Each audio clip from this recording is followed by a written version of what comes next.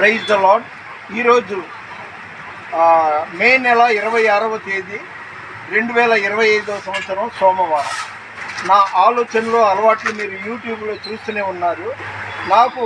నేను ఇష్టపడి నేను రెగ్యులర్గా ఇదిగోండి బాదం, తర్వాత ఇది చూపండి సెట్ గారు, బాదం, తర్వాత డ్రై ఫ్రూట్స్ ఇక్కడ కొంటుంటానండి.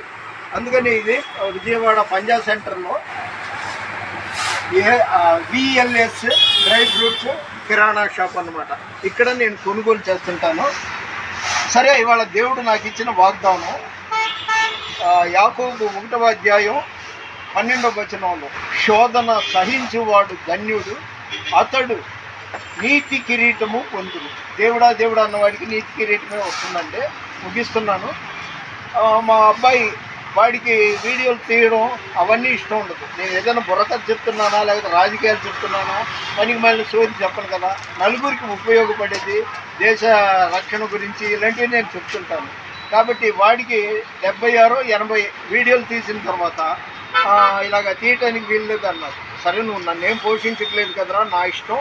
మనిషి ఒక ద్వారం తెరిస్తే దేవుడు 4 ద్వారాలు తెరుస్తాడు, నేను తీస్తూనే ఉంటాను అన్నాను. బయట వాళ్ళకి ఎంతో కొంత డబ్బులు ఇచ్చి కొండపల్లి, ఉండవల్లి, బొబ్బిలికోట ఇలాగా అనేక ప్రాంతాలను తీసి ఉన్నాను.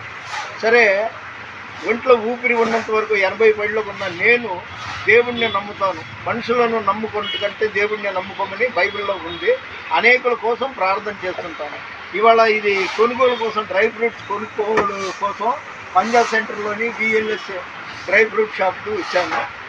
మీకు గతంలో నేను టీ తాగేది, బిర్యానీ తినేది ఎక్కడో మీకు చూపించున్నాను. నా ఒక జీవిత చరిత్ర కింద ఇది మీరు చూస్తారనేసి ఈ మాటలు మీతో చెప్తున్నా. మన వినికిడిలో దేవుడి కొన్ని మాటలు దీవించునుగాక. దేవుని పరిచర్యలో మీ రత్నం ఫ్రాన్సిస్. God bless you. దయచేసి షేర్ చేయండి, లైక్ చేయండి, సబ్స్క్రైబ్ చేయండి.